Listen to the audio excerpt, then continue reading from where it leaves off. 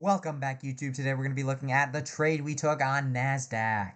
Welcome back, YouTube. Today we are going to be looking at the trade we took on S&P 500 and NASDAQ.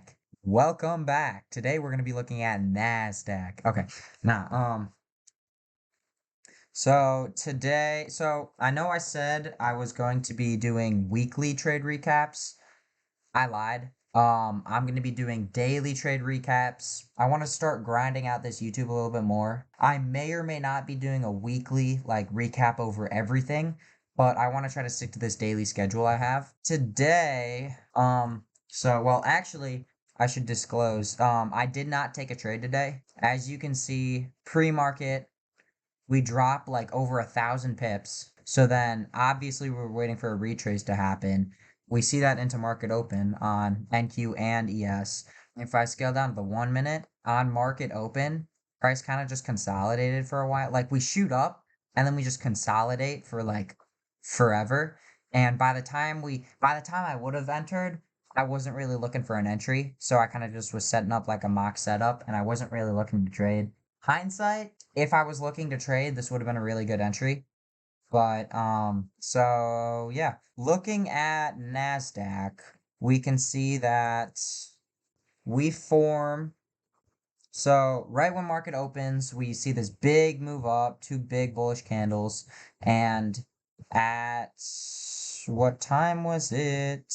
There was orange folder news at 10 o'clock, which came out bullish, but at 10 o'clock, we formed this fair value gap that we ended up inversing, okay, on NQ. And let me bring this over. And so we end up forming this inverse fair value gap up here, which we end up retracing back into, coming back down, retrace, come back down.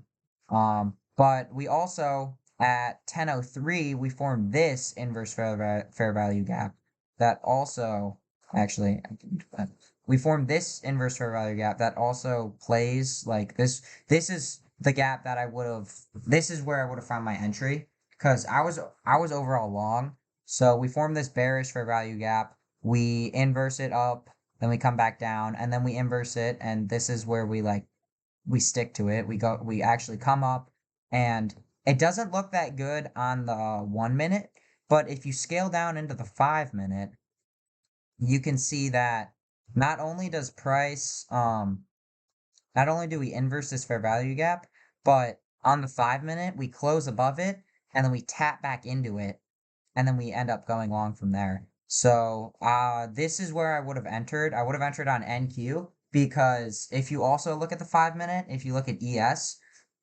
we make a 5 minute bullish SMT right here on 10:15 and 9:35. We make a bullish SMT. So where ES comes down, we tap into this fair value gap right here, and NQ does not. NQ does not come down and tap back into this fair value gap, and we end up sweeping these highs up here.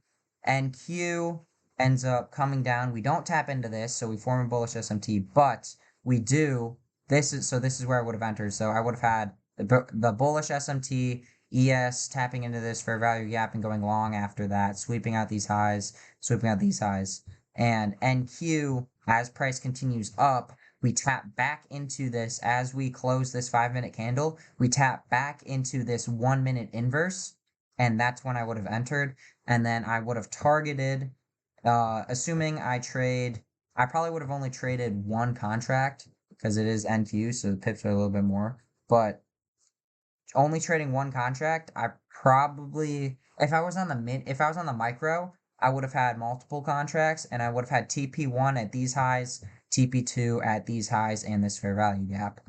So that's where I would have had my take profits. If I was just trading one contract on normal NASDAQ, I probably would have saw us sweep these highs. I would have been patient. We come back down. I probably would have had like a trailing stop loss. I probably would have put stop loss to break even once we hit these highs. Overall, it was a decent day.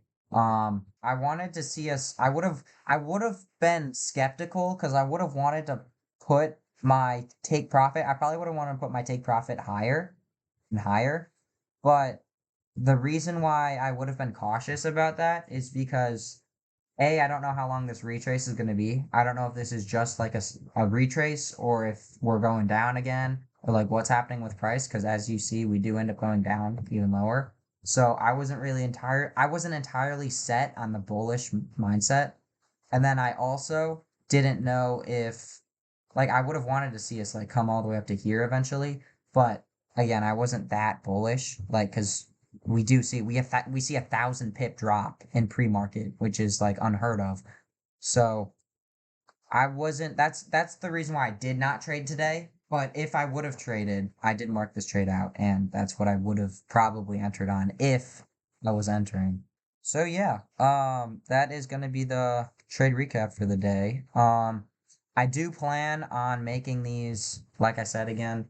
I lied about the weekly recaps. I think I'm gonna be sticking to the daily recaps for a little bit now because again, I want to grind out this YouTube. I want to get to a point where I can start doing vlog type stuff, but I don't think I'm there yet. So I will be doing these daily trade recaps. Regardless if I trade or not, I will hop on here and I'll show you what I was thinking. I'll try to keep it short because, nobody wants to sit and watch me ramble for like 20 minutes. But so yeah, if you want to follow my trading journey, help perfect yours, I would greatly appreciate it if you gave me a follow.